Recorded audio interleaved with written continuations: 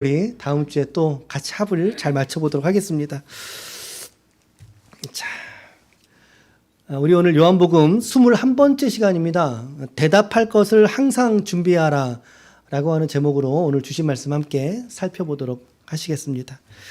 우리가 올해부터 시작을 했죠. 요한복음이 올해부터 시작을 했습니다. 특별히 지난 한 주간에는 거의 6장 한 장이 71절까지 있었어요. 상당히 많은 분량이죠.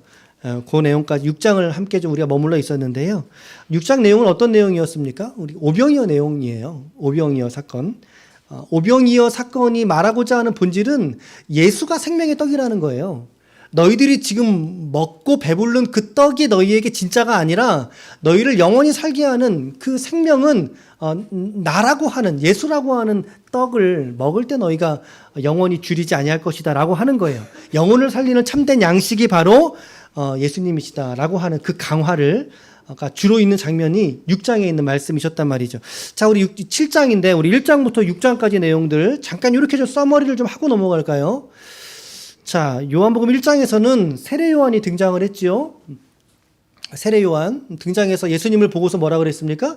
보라, 하나님의 어린 양이로다. 그렇죠? 예수님의 지실 십자가를 예견하는 세례 요한의 모습을 보셨어요. 예수님이 등장하셨어요. 그리고 2장의 내용에서는 물을 포도주로 만든 사건이 있단 말이죠. 물을 포도주로. 그러니까 뭐 포도즙을 짜가지고 물에 섞은 게 아니라요. 그게 아니라 물을 가지고 아예 포도주로. 이건 무엇을 말하죠? 본질의 변화입니다.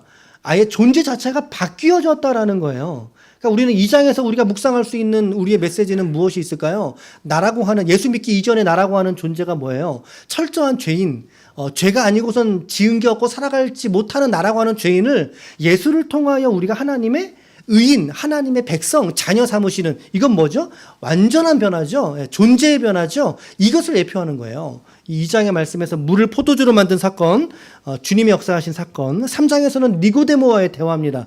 기적은 아니죠. 기적은 아니었지만 강화, 대화를 통해서 니고데모를 깨닫게 하시는 거예요. 니고데모와의 대화 중에 중요한 이슈는 뭐였죠? 거듭남이라고 했습니다. 거듭남이라는 내용에 대해서 우리가 또 보았죠. 근데 니고데모 이해하지 못했어요. 왜 이해하지 못했을까요? 거듭난다는 것을 내가 모태에 들어가서 한 번 더 날 수 있겠습니까? 이게 2번 육체로 태어나는 걸 의미했기 때문에 알아듣지 못하는 거예요. 그러니까 예수님의 이야기의 방점은 언제나 영적이고 초자연적인 것들을 주님 신비한 것을 말씀하시는데 그 이야기를 듣는 청자, 듣는 사람들은 전부 다 육체의 이야기로만 들으니까 이게 핀트가 안 맞는 거죠. 그러나 주님은 주님이 하시는 말씀을 하신 거예요. 4장에서는 우리가 너무나 잘 아는 사마리아 여인과의 대화 장면 나옵니다. 기억나시죠? 사마리아 여인. 그 여인에게 주님께서 내가 영원히 목마르지 않을 생수가 여기 있다. 그랬더니 이제 그 여인이 그 물을 제게 주소서 라고 하셨단 말이죠. 그래서 이제 주님께서 그 여인에게 정말 그의 삶에 메마르고 갈급하고 남편을 5이나 두었고 지금 현재 있는 남편도 네 남편이 아니니라 6명의 남편째예요. 얼마나 그 여인이 갈급하겠어요? 메마르겠어요? 곤고하겠어요? 얼마나 아프겠어요. 근데 그를 진정으로 채워주는 그 위로와 그 생수는 예수에게서 나온다. 그리고 그것이 예배 현장에서 우리가 경험할 수 있는 것들이다 라고 하는 말씀도 4장. 자, 그리고 이제 왕의 신하를 고친 사건이 등장하고 5장에서는 38년 된 병자를 고쳐주십니다. 그렇죠. 예수님이 예루살렘의 양문에 들어가서 양문가에 있는 베데스다. 베데스다가 무슨 뜻이었어요? 혹시 기억나십니까? 자비의 집이라고 하는 뜻입니다. 은혜의 집. 베데스다. 물이 흔들릴 때 누구든지 들어가면 다 나음을 입었는데 그런데 물에 넣어주는 사람이 없는 거예요. 그러니까 아마도 이 사람이 이 정형외과적으로 걷는 이 부분에 문제가 더 심하지 않았을까 싶어요. 그리고 38년 동안 그러고 있었으니 얼마나 절망했겠습니까? 이 사람이. 근데 그 사람에게 주님이 찾아가셔서 강권적으로 그 사람의 믿음과 신앙의 고백과 상관없이 정말 주님의 정권적인 역사로 그 사람을 극적으로 고쳐주지 않으십니까? 오늘 우리에게 찾아오신 것 같다라는 거죠. 우리에게 찾아오심. 내가 주님을 먼저 찾은 것이 아니라 오늘 주님께서 여러분들을 먼저 찾아오신 줄로 믿습니다. 우리의 믿음과 나의 구원 이전에 주님께서 먼저 우리를 찾아오셔서 우리를 감동하시고 하나님의 예정된 구원의 세계 속으로 우리를 부르신 거예요. 그리고 이제 우리가 지난 한 주간 있었던 오병이어 하늘에서 내리신 생명의 떡이 나다, 예수님이. 내가 생명의 떡이다. 에고 에이미 문법이라고 말씀드렸어요. 자, 이런 각각의 표적들을 통해서 지금 여러분, 지금 6장까지잖아요. 내용이. 잘 보세요. 하나하나를 잘 보세요. 이 요한복음의 저자가 누구예요? 사도 요한이란 말이죠. 사도 요한. 이 사도 요한이 지금 계속해서 적어가는 메시지의 초점이 무엇이죠? 예수가 하나님의 아들이시다. 예수가 하나님의 아들이시고 그 아들이 우리의 메시아고 구원자이시다 라고 하는 것을 지금 각각의 표적과 이적들을 통해서 계속적으로 이걸 지금 드러내고 계시는 거예요. 주님의 관심은 당신의 이야기를 육체로 받을 것이 아니라 영의 이야기, 그리고 생명을 살리는 영혼의 이야기로 듣기를 주님은 바라셨던 거죠. 더불어서 그러나 사람들은 이내 모두가 다 알아듣지 못하고 심지어 제자들조차도 주님의 그 이야기가 내가 생명의 떡이다, 내 살을 먹어야 된다, 내 피를 마셔야 된다. 그러니까 제자들도 어려웠던 거예요.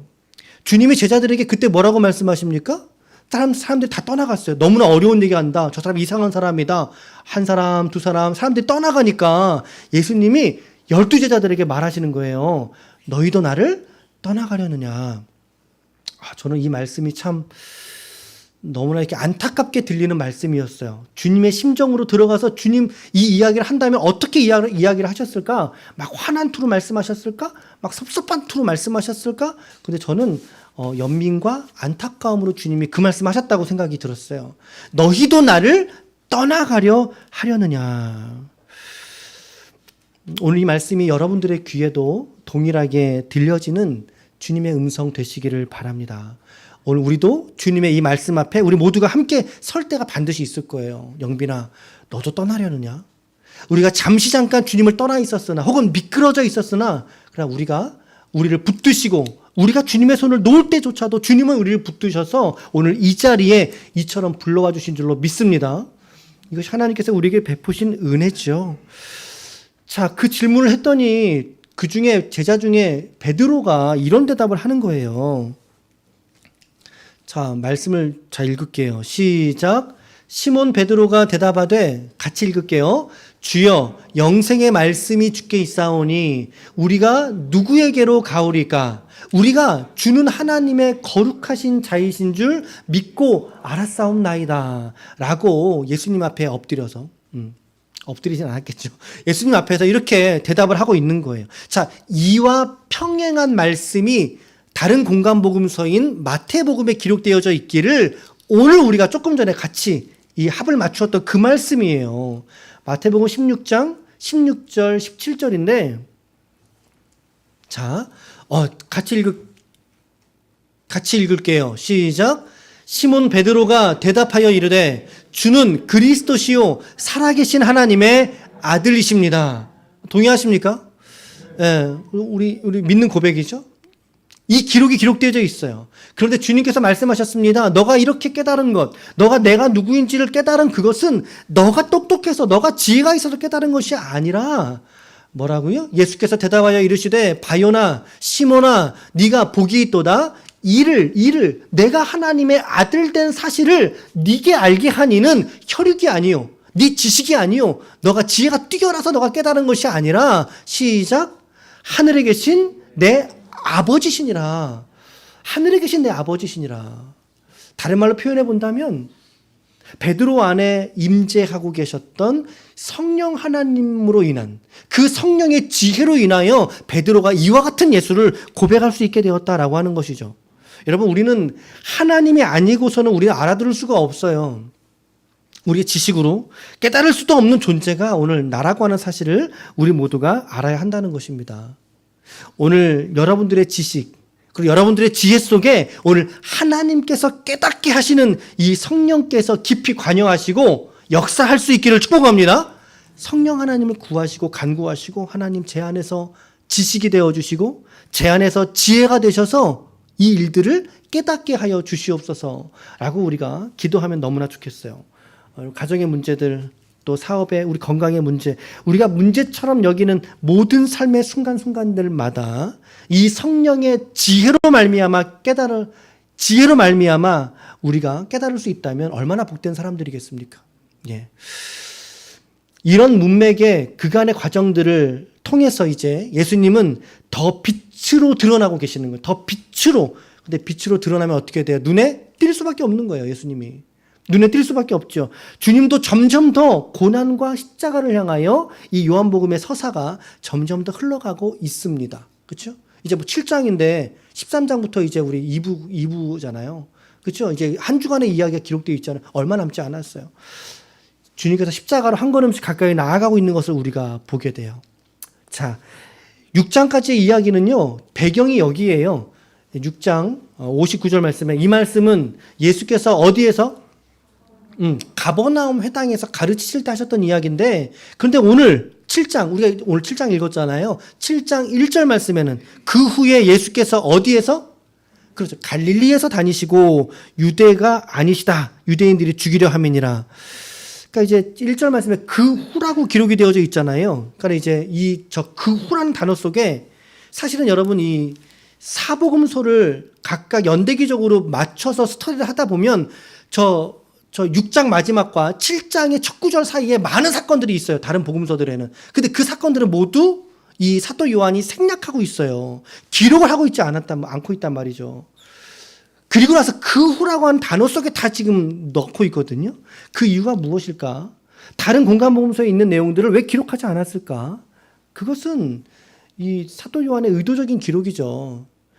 그것은 이미 다른 성경에 있기 때문이기도 하고, 요한복음이 가장 늦게 기록이 됐어요. AD 70년에서 80년 사이에 기록이 되었다라고 추측을 한다면 굳이 다른 공간복음, 보통 50년에서 60년 사이라고 보는데, 그 공간복음에 있는 내용들을 굳이 기록하지 않은 이유는 예수 그리스도에게 철저히 더 집중하기 위해서이다 라고 하는 묵상을 저는 개인적으로 좀 하게 되었습니다. 자, 2절 말씀에는 이렇게 기록이 되고 있습니다. 오늘 2절 말씀에 시작. 유대인의 명절인 초막절. 그렇죠. 초막절이 지금 언급이 되고 있어요. 자, 여러분 어려운 퀴즈를 하나 내볼까요? 이스라엘이 남자들이 지킬 세 개의 절기는 무엇이죠? 그래요. 말씀을 보실게요. 출애굽기 23장 14절 말씀에서 보면요, 이런 절기들이에요. 너는 매년 3번 내게 절기를 지켜라 라고 명령하고 계세요. 우리 출애굽기 묵상할 때 배웠던 거예요. 15절에 같이 읽을게요. 시작. 너는 무교병의 절기를 지켜라. 내가 내게 명령한 대로 아비벌에 정한 때에 이래 동안 무교병을 먹을지니 이는 그 달에 네가 애굽에서 나왔음이라 빈손으로 내게 나오지 말지니라. 이런 말씀도 있고요. 그리고 16절에 보면 이어지는 16절에 보시면 맥주절을 지키라 말씀이 기록되어 있어요. 맥주절을 지키라. 첫 열매를 하나님께 드리는 절기로 배웠고요. 그 다음에 수장절을 지키라. 수장절을 지키라. 이는 내가 수고하여 이룬 것을 연말에 거두어 저장함이라. 그러니까 이제 가을께 저장을 했단 말이죠. 그래서 추수감사의 의미와 맥락을 같이 해요. 저 수장절이 우리 오늘 보는 초막절이라는 것입니다. 초막절. 1년에 3번 주님께 나와야 될 절기. 초막절이 수장절에 해당되는 절기입니다. 광야 생활 40년을 기념하면서 지켰는데 곡식을 저장하는 절기에 지켰으므로 수장이라고 이름을 붙인 거예요. 이 3대 절기 중에 하나였기 때문에 그 말은 무슨 말입니까? 이스라엘의 많은 남성들이 전부 다 어디로? 예루살렘으로 이 절기를 지키러 모두 몰려왔다는 거예요. 사람들의 인파가 많이 몰려드는 그 시점을 예수님의 형제들이 가서 좀 드러내십시오 라고 이야기를 했다라는 거죠. 자, 그래서 3절 말씀에 보면 형제들이 그랬습니다. 자, 이거 말씀 이건 없지. 자, 3절 말씀 여러분 보실까요? 이건 제가 안 적은 거예요. 3절에 보면요. 3절 같이 한번 읽어볼까요? 시작. 그 형제들이 예수께 이르되 당신이 행하는 일을 제자들도 보게 여기를 떠나 유대로 가소서라고 기록이 되어져 있어요. 자, 3절에 가장 첫 두 단어가 뭐예요? 그 형제들이라고 말하고 있단 말이죠. 형제들이라고 말하고 있어요. 이건 예수님의 친동생들을 말하는 것입니다. 친동생을 말하는 거예요. 자, 요한복음에서도 이 친동생의 존재 유무에 대해서 이야기를 해주고 있는데 마가복음에서도 나오거든요. 사도행전에도 나오죠. 근데 마태복음 13장 55절 56절에는요. 예수님의 형제가 있네요. 자, 같이 이 말씀 읽어볼까요? 우리 예전에 주의 형제 야고보 인물 설교할 때 예수님의 형제에 대해서 우리가 보셨던 구절이에요. 자, 요 구절하고 다음 구절까지 같이 볼게요. 시작. 이는 그 목수의 아들이 아니냐? 그 어머니는 마리아. 자, 그 형제들은 야고보, 요셉, 시몬, 유다라 하지 않느냐? 자, 그리고 그 누이들은 다 우리와 함께 있지 아니하냐? 그런즉 이 사람의 이 모든 것이 어디서 났느냐? 자, 이 구절의 다른 의미에서보다는 우리는 예수님이 친형제들이 있었다. 물론 씨는 다르죠. 예수님은 하나님의 아들로 태어난, 그렇죠? 특별 생육 방식으로 태어난 분이시고, 나머지 스라에 있는 우리 동생들은 이제 요셉과 마리아의 정상적인 부부관계를 통해서 이제 자녀로 낳았으니까, 어찌됐든 한 어머니 밑에서 탄 배에서 태어난 그런 가족들, 식구들, 동생들이라는 거예요. 그러니까 적어도 예수님의 형제, 남자 형제들을 성경에서는 4명 이상으로 보고 있는 거죠. 최소 4명으로 보는 거고, 아까 보셨죠? 그 누이, 그는 예수님인데 그 누이들이라고 복수형을 쓰고 있어요. 그러니까 적어도 몇 명이에요? 하나, 둘, 2명 이상이니까 복수형이겠죠. 여기에 예수님까지. 자, 그러면 최소 공약수로 삼아서 예수님의 형제에는 몇 명이 있는 거예요? 그러면 최소 몇 남 몇 녀예요? 예수님의 형제는 최소 몇 남 몇 녀예요? 5남 2녀가 되는 거죠. 5남 2녀가 되는 거예요.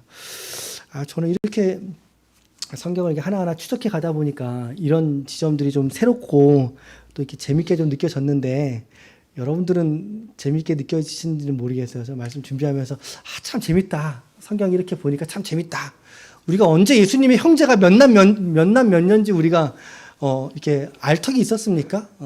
이야기도 잘 하지 않고 넘어가는 대목인데, 우리 좀 꼼꼼하게 좀 말씀을 이렇게 봤어요. 5남 2녀. 그러니까 지금 그 형제들인 거예요. 그 4명의 형제들, 야고보, 요셉, 시몬, 그리고 유다라고 이름하는 그 형제들이 예수님께 온 거예요. 형님, 좀 저 큰 데 가서 좀 하십시오. 사실은 가버나움이 갈릴리라고 하는 북북 서쪽에 위치한 해변 마을이거든요. 그러니까 거기도 갈릴리예요. 거기도 갈릴리 지역이에요. 그러니까 여기에만 이렇게 조그만 데 있지 말고, 이번에 이왕 사람들이 초막절 지키느라고 왕창 올라오니까 형님 예루살렘으로 좀 가셔서 거기서 좀 나타내 보세요. 큰 데로 좀 가세요. 그런데 이렇게 말한 이유가, 성경은 뭐라고 말하죠? 성경은 우리가 오늘 읽은 내용은 뭐라고 말합니까? 시작. 이는 그 형제들까지도 예수를 믿지 아니했기 때문이라는 거예요. 예수님을 믿지 않았기 때문에. 참 씁쓸한 표현이죠, 여러분. 예수님께서 제자들에게 너희도 나를 떠나가려느냐 라고 말씀하신 그 주님. 그런데 그의 형제들에게까지도, 그의 고륙 지친에까지도 외면을 받고, 자기 동생들까지도, 가족에게도 인정받지 못했던 그런 주님의 외로움을 우리가 좀 보게 돼요, 이 구절에서. 그러면서 저는 이제 이런 적용의 말씀을 드리고 싶은 거죠. 우리 기독인들이 그리스도를 쫓으며 그리스도처럼 살아가겠다라고 하는 우리들이 너무나 많은 세상에 인정을 바라며 살고 있는 것은 아니냐라고 하는 거죠. 우리가 하나님께 인정받는 게 가장 중요한 거 아닙니까? 근데 하나님께 인정받는 것보다 오히려 이처럼 많은 사람들, 대중들, 내 가족들에게까지 내가 인정받으며 살기를 원하는 그런 마음들이 있다면 과연 그 마음을 주님께서 기뻐하실까라고 하는 생각을 좀 하게 돼요. 여러분, 그리스도인은 어떤 의미에서는 그러니까 다니엘이나 이런 맥락의 메시지와 조금 다르게 어떤 의미에서는 여러분 세상으로부터 그리스도인들은 외면당하는 게 당연한 겁니다. 그렇잖아요. 오늘 주님을 보세요. 주님이 인정받고 환영받았습니까? 철저하게 끝까지 외면받았단 말이에요. 왜? 주님께 하나님께 순종하느라. 우리 표현으로 내 믿음을 지키느라 우리가 세상 속에서 외면당하는 게 너무나 자연스러운 일이라는 거예요. 그래서 우리는 뭐라 그랬죠? 그 바울이 뭐라 그랬죠? 영광과 함께 고난도 받으라 그랬잖아요. 근데 그러한 고난받음은 우리가 마음에 원하지 않은 채로 영광과 명예만을 추구하는 것은 아닌가, 이런 반성과 이런 생각을 좀 하게 돼요. 이런 장면들이. 여러분들은 어떻게 이 말씀을 좀 받으실지 모르겠으나 제 마음의 중심에서는 그런 떨림이 있다는 거죠. 주님이 참 이처럼 형제들까지도, 그러니까 앞에서 이야기한 올라가세요 형님, 그 말이 무슨 말이었던 거예요? 그러니까 조롱하는 말이었던 거예요. 형제들에게 조롱받았던 거. 결코 그렇게 막 읽혀지지가 않아요. 처음에는 그래 올라가셔야지 막 생각했다가 이 구절에 딱 멈춰버린 거죠. 마치 잘 먹던 그 밥이 이렇게 콱 목에 딱 걸린 것처럼 이 구절에서 저는 걸렸어요. 형제들에게까지도 미움을 받고 인정받지 못하고 조롱받는 예수 그리스도. 오늘 나는 이 말씀 속에서 오늘 나는 어떠한 믿음으로 오늘을 살고 있는지 좀 돌아봤으면 좋겠고요. 주님이 이 말씀을 이제 또 들으시면서 그들에게, 형제들에게 뭐라고 얘기했냐면, 너희들의 때는 늘 준비되어 있어. 근데 내 때는 아직은 아니야. 라고 자기 때에 대한, 즉 다시 말하면 그때가 오기까지 인내하시는 그 주님의 모습을 보게 되는 거죠. 인내는 결코 쉬운 게 아닙니다. 우리 사도행 요한복음 2장에서도 어머니 마리아가 예수님에게 저들에게 포도주가 말랐다 없다라고 하니까 그때 예수님 하신 말씀이 뭐예요? 기억나시죠? 어머니, 저들과 내가 무슨 상관이 있습니까? 아직 내 때가 이르지 않았습니다. 여기 똑같은 말씀하시는 거죠. 아직은 내 때가 아니니라. 이 말씀은 내 때가 차기까지 나는 더 인내할 거야. 나는 더 수고로이 인내의 열매를 맺을 거야. 라고 하는 주님의 의지가 있는 그런 말씀인 거죠. 자, 우리 7절 말씀도 좀 볼게요. 7절 말씀에 보면 세상이 너희를 미워하지 아니하되, 세상은 너희를 미워하지 않죠. 그들을 미워하지 않죠. 왜요? 세상의 뜻대로 살아가니까. 세상의 가치관에 발맞추어서 같이 잘 열심히 살아가니까. 그러니까 세상이 그들을 미워할 이유는 전혀 없어요. 그러나 세상이 누구를 미워해요?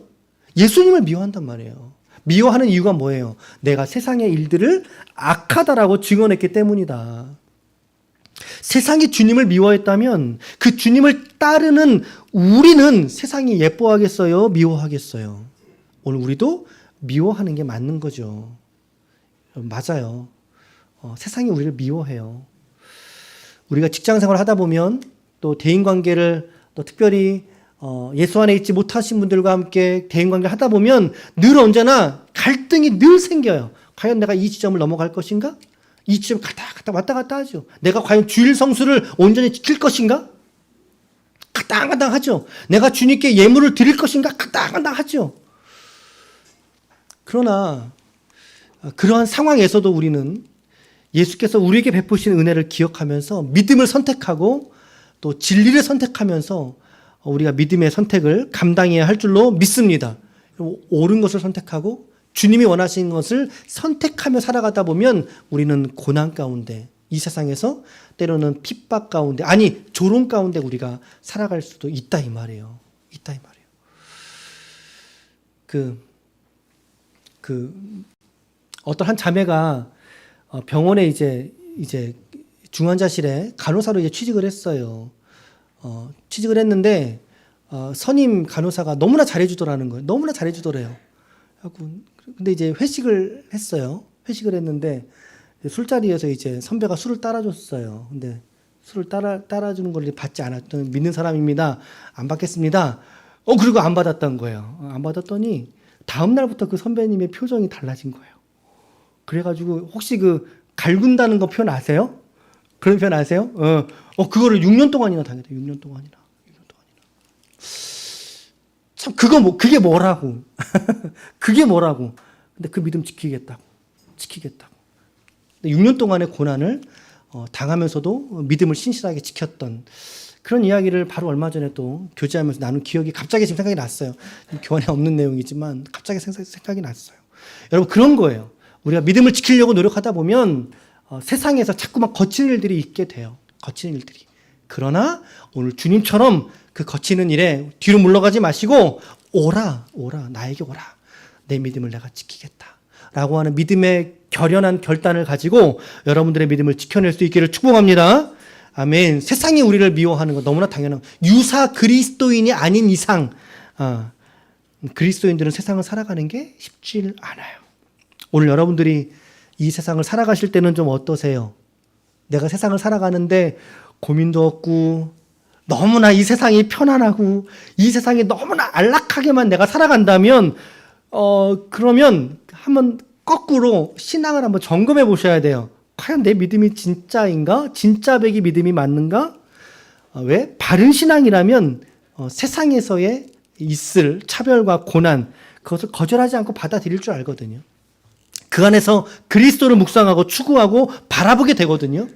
그렇기 때문에 열심을 해서 신앙생활을 하려는 마음들이 그 안에 일어나게 된다는 거예요. 이게 신자들의 삶의 모습이어야 한다라고 하는 것이죠.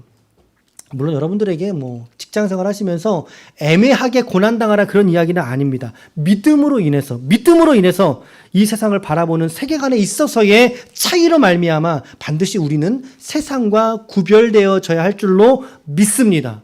그게 거룩이에요, 여러분. 그게 거룩이에요. 우리가 그 거룩함을 추구하며 오늘의 삶을 사시기를 축복해요. 오늘 우리가 그렇게 살고 있는지, 술에 술 탄 듯, 물에 물 탄 듯, 그렇게 살아가고 있지는 않은지 우리가 돌아보면서 우리가 이 질문 앞에 좀 주님께 대답할 수 있는 그런 시간들이 있기를 축복합니다. 주님은 올라가지 않겠다라고 하셨는데, 그런데 올라가셨어요. 이건 잘 모르겠어요. 왜 올라가셨는지는. 여튼 올라가지 않겠다고 하셨는데 올라가셨어요. 동생들은 드러내라고 하셨지만 예수님은 감추어서 올라가셨어요. 사람들이 예수님을 찾는 겁니다.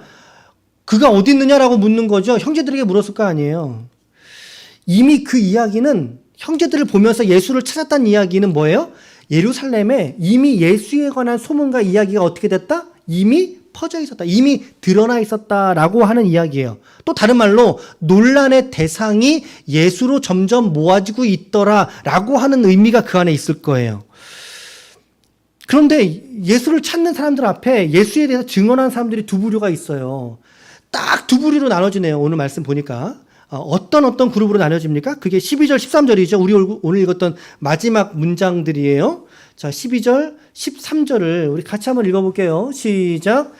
예수에 대하여 무리 중에서 수군거림이 많아 어떤 사람은 좋은 사람이라 하며 어떤 사람은 아니라 무리를 미혹한다 하나 그러나 유대인들이 두려워함으로 드러나게 그에 대하여 말하는 자가 없더라. 저 12절 말씀에 드러나게라고 하는 표현을 세번역이나 쉬운 성경에서는 확신 있게 이런 표현으로 지금 번역을 했었거든요. 그러니까 이 두 부류들, 첫 번째 예수는 어떤 사람이다? 좋은 사람이야. 물론 이 좋은 사람의 이야기 속에 메시아다, 구세주다라고 하는 이야기는 없지만 어쨌든 좋은 사람이야. 병 고쳐주고 아픈 사람 낫게 해주고 배부른 사람 먹여주고 배고픈 사람 먹여주고. 근데 또 한 사람은 아니야. 그 사람 새로운 이단이야. 그 사람 신성모독자야. 우리의 지켜왔던 신학의 전통인 모세의 율법을 깡그리 무시한 사람이야. 우리를 미혹하는 사람이야. 믿지 마, 쫓아가지 마. 그래서 우리 6장 그 하반부 본문에 많은 제자들이 주님을 떠나갔다고 하잖아요. 우리를 미혹하는 사람이 두 부류로 나눠진다라는 거예요. 자, 여러분들에게 묻겠습니다. 여러분들에게 만약에 여러분들의 삶의 일상 속에서 주님을 소개하라라고 이야기한다면 여러분들은 주님을 어떤 사람이라고 소개하시겠습니까? 주님을 누구라고 여러분들은 말씀하시겠어요? 물론 목사가 앞에서 가르쳐준 이런 우리가 이걸 학습된 지식이라 그러죠. 학습된 지식을 가지고 여러분들이 이렇게 말할 수 있어요. 할 수 있어요. 근데 그건 포장이에요. 우리가 예수를 고백하고 증거할 때 가장 강력한 증거는 뭐가 있겠어요? 무엇에 있겠어요? 내 자신이 예수를 경험했느냐. 내 인격이 예수를 정말 알고 있느냐. 그 안다라는 표현이 피상적인 알미 아니라 구약 히브리어 뭐예요? 야다. 정말 많이 쓰는, 이제 정말 많이 아시죠? 야다. 알다. 어떻게 알다? 인격적으로 알다. 피상적으로 아는 게 아니라, 그러니까 오늘 우리의 예수에 대한 알은 피상에선 더 이상 멈춰야 돼요, 우리는. 멈춰야 되고, 우리의 인격과 우리의 삶에서, 내 고민과 내 묵상 속에서, 내 눈물 속에서, 내 삶의 고난 속에서, 내 병듦 속에서 예수를 깊이 만나야 된다는 거죠. 깊이 만나고 나서야 깨닫는 그 예수를 오늘 저와 여러분들이 우리의 삶에서 증인으로 나타날 수 있기를 축복합니다. 말씀은 말씀 13절 보세요. 유대인들을 두려워한다는 거예요. 왜? 쫓아간다고 말하면 때릴까봐, 죽일까봐 두려워함으로 드러내요. 확신 있게 그에 대해 말하는 자가 없다고 말하잖아요. 그럼 오늘 우리는 어떻게 말해야 되겠냐는 거예요. 우리의 삶 속의 일상에서 우리도 두려워서 창피해서 어떤 사람은 성경책도 그래서 가리고 다니죠. 그게 아니라 정말 예수에 대해서 우리가 말할 수 있는 그 증거가 우리 안에 있는가? 그 확신이 우리 가운데 있어야 된다라고 하는 것입니다. 이 확신이 없으면 우리가 어떠한 신앙의, 우리 가정의, 내 직장에서의 우리의 삶의 모습은 피상적이고 형식적인 그리스도인의 수준에서 벗어날 수가 없는 거예요. 그냥 good man, 좋은 사람이야. 아니요, 좋은 사람은 아니에요. 좋은 사람을 뛰어넘어야죠. 좋은 사람을 뛰어넘어야죠. 하나님의 아들이죠. 내 절망에서 나를 구원하신 분이죠. 내 눈물에서 나를 위로해 주신 분이죠. 내 깜깜한 미래를 이끌어 주신 분이죠. 오늘 주님은 여러분들에게 어떤 분이신가요? 어떤 분이셨나요? 참 이 나눔은 너무나 유익한 나눔이에요. 사실 너무나 유익한 나눔. 여러분들 특히나 자녀들과 같이 나눌 수 있다면, 또 믿음의 형제들과 나눌 수 있다면, 지체들과 나눌 수 있다면, 주님은 나에게 어떤 분이신가? 너무 좋은 질문이죠. 우리가 자녀들에게 아무리 신앙적인 이론을 가르쳐준다고 그래서 우리 자녀들에게 남는 게 아니에요. 그게 남는 게 아니라 자녀들이 인격적으로 주님을 만날 때 비로소 그에게 신앙이 들어가는, 그에게 비로소 믿음이 들어가는 거지, 우리가 교육과 학습이 갖고 있는 한계는 분명히 있다라고 하는 거죠. 우리의 머리는 키울 수 있으나 오늘 우리의 자녀들, 여러분들의 자녀들을 위해서, 특별히 여러분들의 자녀들을 위해서 우리가 기도해야 할 줄로 압니다. 하나님, 제 자녀가, 내 양손에 잡은 내 자녀들이 하나님을 인격 안에서 만나고 경험하고 예수를, 그리스도를 온전히 고백하는 그 믿음과 신앙이 되게 하여 주시옵소서 라고 정말 고백할 수 있는 오늘 여러분들의 가정과 우리의 가정들이 될 수 있기를 축복합니다. 우리 지난주에 인물 설교 오래간만에 정말 했었죠. 우리가 디모데의 그 거짓 없는 믿음은 누구 때문이었어요? 그의 외조모 로이스와 그의 어머니 유니게의 그 신실한 믿음, 그건 뭐예요? 디모데를 향한 끊임없는 기도가 있었기 때문 아니겠어요? 오늘 우리가 어미로 있든 아비로 있든 우리가 특별히 자녀들을 위한 이 기도는 결코 포기해서는 안 되겠다 라고 하는 다짐을 하게 됩니다. 오늘 여러분들의 일상 속에서 이 깊이 경험된 예수 그리스도를 드러내고 고백할 수 있는 여러분들 삶의 현장이 되시기를 축복합니다. 자, 말씀의 해설과 적용을 요즘 하고요. 이제 세 가지 적용점으로 제가 간략하게 세 가지 적용으로 제안해드리고 오늘 말씀 마치겠습니다. 자, 첫 번째 같이 읽을게요. 첫 번째 시작. 네. 베드로가 주님을 깨달았던, 주는 그리스도시요 살아계신 하나님의 아들이십니다. 그게 무엇에 의해서 고백했다고요? 하나님에 의해서. 그러니까 우리는 지금 우리 식으로는 내주하신 성령의 이끄심, 그 지배 아래에서 베드로가 그 고백을 했다라는 거죠. 참된 고백을. 오늘 여러분들에게도 이러한 지혜가 있기를 바라요. 성령 안에서의 지혜를 깨닫기를 축복합니다. 자, 두 번째는요. 시작. 세상에서의 고난들을 감사함으로 받자. 혹시 여러분들 가운데 이런 고난 중에 있는 지체들이 있다면, 믿음으로 인한 고난들, 그리고 더 나아가 육체로 인한 고난의 시간들을 지나가고 있는 우리 지체들이 있다면, 주님은 우리에게 우리의 모든 것들을 다 감사함의 제목으로 보내주셨거든요. 그래서 우리가 그것조차도 감사함으로 받으면 어떨까, 그런 생각 들어요. 그래서 우리가 암병 주로 많이 얘기하잖아요. 근데 또 어떤 분은 암병을 주셨을 때 그 암과 함께 살아갈 수 있도록 하심에 감사드린다, 이런 기도 제목도 본 적이 있죠. 우리가 고백도 들었지 않습니까? 그러니까 우리의 삶에 있는 모든 일들을 하나님께 감사함으로 드리자, 받자. 자, 세 번째는요. 시작. 예수님이 누구신가에 대한 바른 신앙의 고백과 이것을 믿음의 증거로 삶에서 드러내는 삶이 되자. 누구는 좋은 사람이라고 말했고 누구는 미혹하는 사람이라고 했어요. 오늘 여러분들은 주님을 누구시라고 말하고 있습니까? 그리고 그것을 여러분들은 준비하고 계십니까? 오늘 설교의 제목은 뭐예요? 대답할 것을 항상 준비하자. 그것이 무엇? 예수님에 대한 고백. 자, 이 말씀을 우리가 읽고 이제 마칠게요. 15절, 16절 두 구절의 말씀을 같이 읽고 마칠게요. 자, 같이 읽겠습니다. 시작. 너희 마음에 그리스도를 주로 삼아 거룩하게 하고 너희 속에 있는 소망에 관한 이유를 묻는 자에게는 대답할 것을 항상 준비하되 온유와 두려움으로 하고 선한 양심을 가지라. 선행을 욕하는 자들로 그 비방하는 일에 부끄러움을 당하게 하려 함이라. 아멘. 오늘 이 주신 말씀과 같이 선한 양심, 꺼리낌이 없는 양심, 그리고 예수를 인격 안에서 고백한 경험한 그 일들을 우리의 삶의 증거로 나타내심으로 말미암아 우리 오늘뿐만 아니라 우리 금주 안에 예비된 우리의 생활과 삶에서도 하나님께 이 복음의 큰 영광을 마음껏 나타내고 드러낼 수 있는 하나님의 거룩한 종들이 모두 되시기를 예수님의 이름으로